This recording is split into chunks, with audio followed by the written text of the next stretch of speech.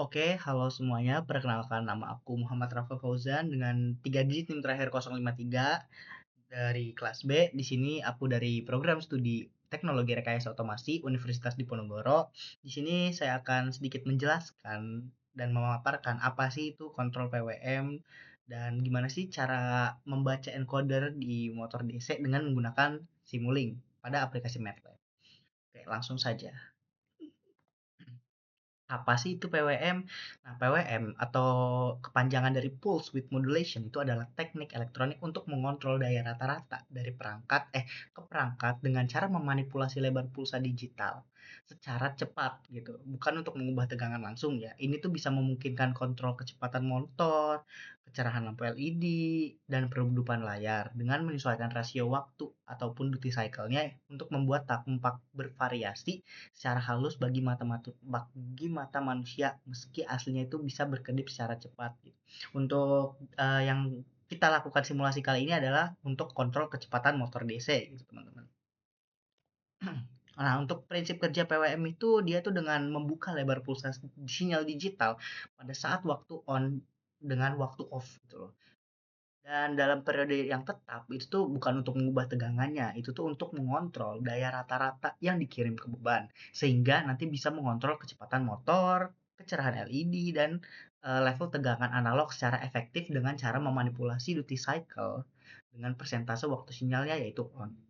Untuk prinsip kerjanya itu yaitu yang pertama tuh sinyal PLM akan membentuk gelombang kotak dengan amplitudo yang tetap, misalnya skala 0 sampai 5 volt.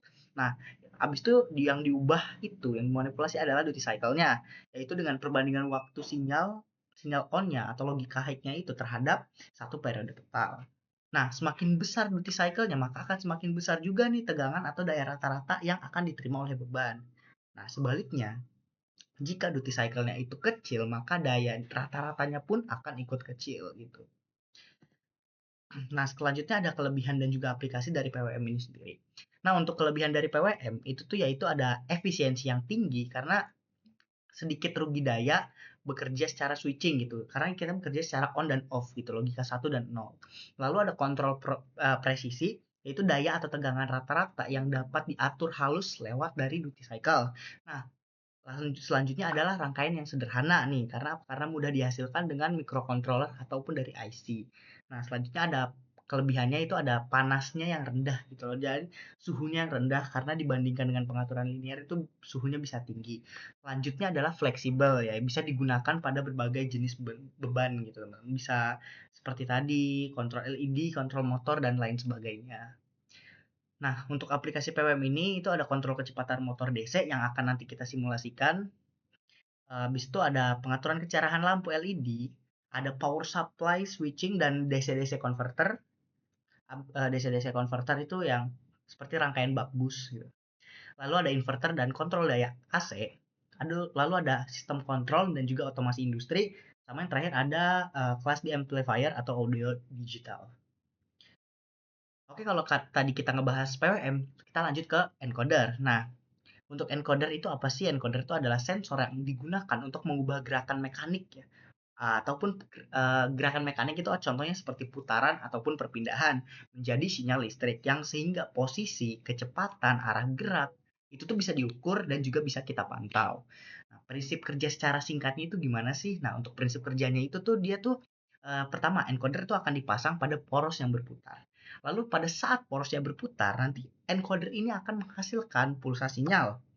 Nah, jumlah dan frekuensi pulsa yang digunakan itu tuh bisa untuk menentukan posisi, kecepatan, dan juga menentukan arah. Nah, jenis encoder itu ada apa aja sih? Jadi ada incremental yang akan menghasilkan pulsa secara bertahap dan juga bisa digunakan untuk mengukur kecepatan dan juga perubahan posisi. Lalu yang kedua ada encoder absolute. Nah, ini tuh untuk memberikan kode posisi untuk setiap sudut. Nah, lalu juga bisa untuk posisi tetap gitu ya.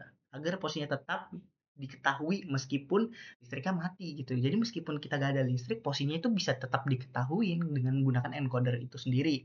Nah, contoh untuk aplikasi encoder itu ada di sistem kontrol motor, CNC dan mesin industri, robotika, dan juga ada sistem servo dan juga otomasi gitu teman-teman. Langsung saja kita lihat untuk simulasinya. Di sini saya menggunakan sudah merekam pada saat simulasinya menggunakan MATLAB Simulink, dan ini saya melakukan simulasinya pada saat praktikum berlangsung gitu. Jadi saya langsung merekam ya. Dan yang pertama kita ke library browser dulu, lalu kita cari PWM. Nah, habis itu kita juga perlu cari konstan. Nah, jangan lupa nih di copy ya, dibikin dua.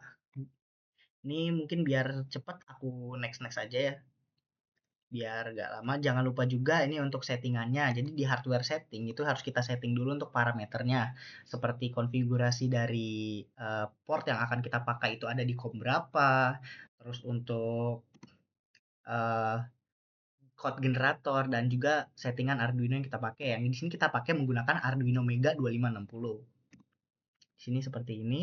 Solver detail ini stop time-nya kita ubah jadi infinite. Habis itu untuk fix stop size-nya itu kita ubah jadi 0,1, dan solvernya kita ubah menjadi discrete.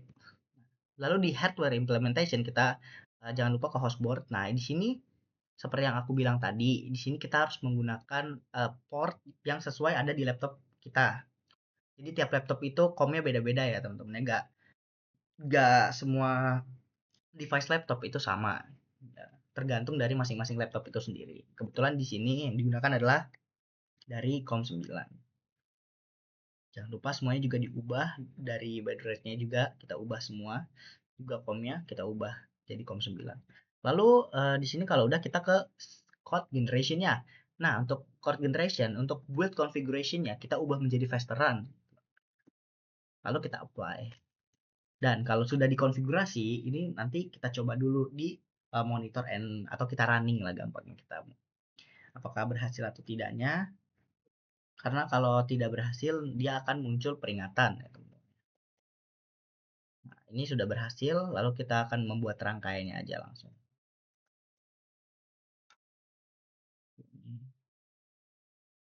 Oke, di sini.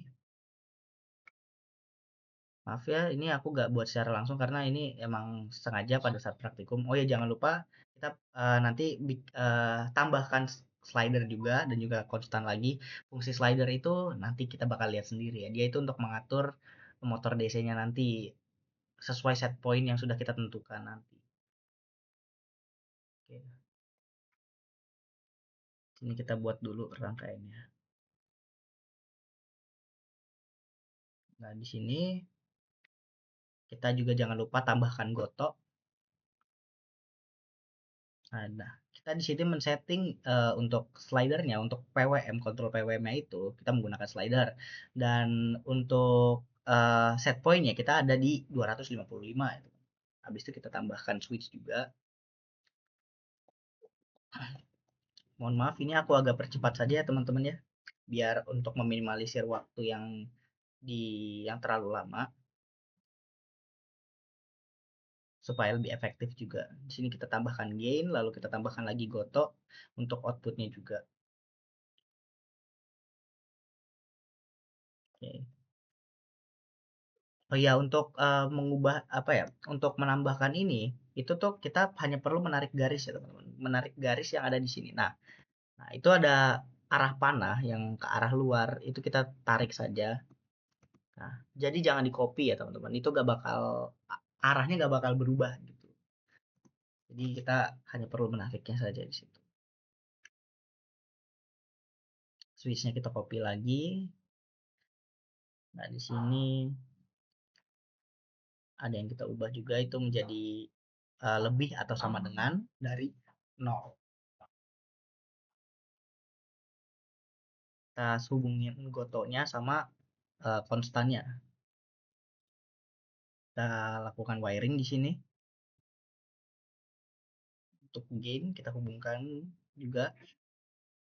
Lalu kita tambahkan data type conversion.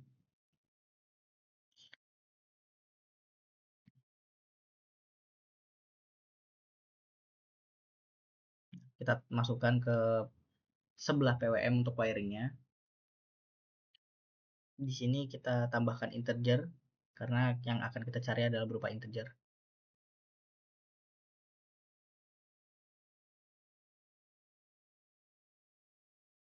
Ini kita coba running. Ini untuk rangkaian pertamanya. Ini kita men-setting untuk rangkaian pertamanya. Untuk rangkaian pertama nanti kita lanjut aja untuk rangkaiannya dulu. Nanti untuk hasil simulasinya bakal aku kasih tunjuk di video apa ya? Di video berikutnya, bukan video berikutnya, video setelah ini ya, nanti akan ada hasil dari motornya. Kita lanjut ke rangkaian kedua. Di sini kita perlu tambahkan encoder karena yang pertama kita sudah membuat PWM nih, lalu kita sekarang membuat encodernya. Ini kita perlu scope dan juga display ya teman-teman ya. Untuk encoder di sini kita atur sample time-nya itu menjadi 0,1. Lalu kita tambahkan delay untuk value-nya, delay yang itu kita atur aja menjadi 1 dan input processing-nya kita ubah juga. Kita wiring lagi, tambahkan goto lagi dan goto ini kita ubah menjadi encoder ya, encoder pref. Oke, kita tambahkan juga encodernya karena kita akan membuat encodernya ya teman-teman, karena PWM-nya sudah kita buat. Nah, ini seperti yang aku bilang tadi, ini ditarik aja.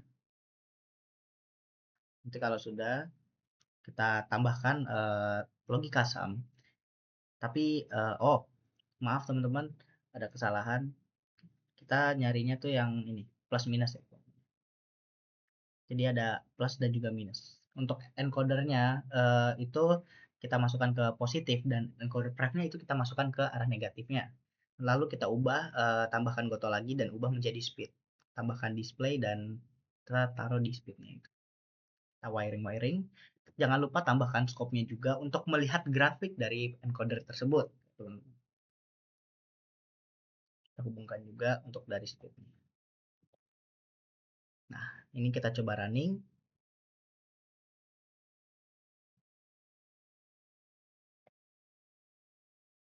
Nah, di sini bisa kita lihat dari display-nya itu, display yang ini dia sudah berjalan ya teman-teman, yang dimana dia berarti dari rangkaian ini dia tuh sudah berhasil dan motornya pun motor DC-nya pun itu bisa berputar gitu teman-teman. Untuk lebih lengkapnya kita lihat aja di sini ya teman-teman. Ini aku. Ini seperti yang kita lihat hasilnya. Dia sudah bergerak berputar ya. Setelah kita run, dia berputar dan kita setting juga. Nah, di sini untuk rangkaian yang keduanya. Ini yang kedua. Nah,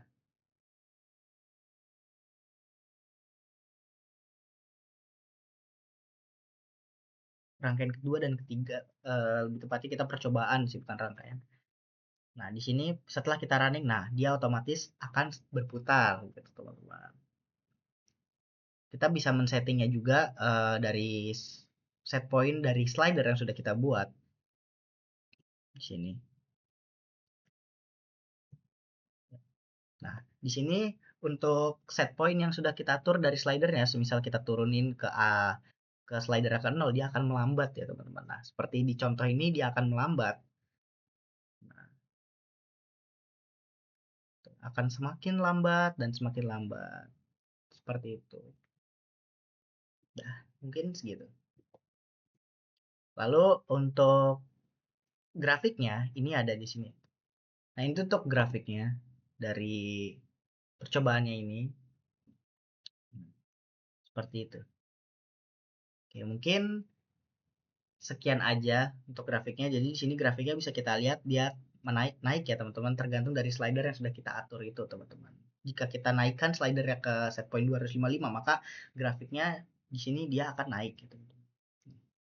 Terlihat naik dan dia pun akan berputar. Jadi slider itu jadi dia ada minus dan juga ada plusnya ya teman-teman. Di sini kan kita lihat lagi nih. Di sini ada minus dan juga plus. Nah, di sini ada minus dan di sini ada positif. Untuk positif itu menentukan dari arah gerakan motor itu sendiri. Jika kita ke arah positif, dia akan berputar searah dengan jarum jam. Sedangkan kalau kita mengatur slidernya ke arah negatif, dia akan berputar berlawanan arah jarum jam. Mungkin sekian aja dari aku. Kurang lebihnya aku mohon maaf. Terima kasih. Di sini aku bukan ingin mengajarkan, tapi lebih ke kita sama-sama belajar di sini Mungkin kalau ada salah kata ataupun salah penjelasan, mohon dikoreksi dan mohon maaf. Terima kasih. Assalamualaikum warahmatullahi wabarakatuh.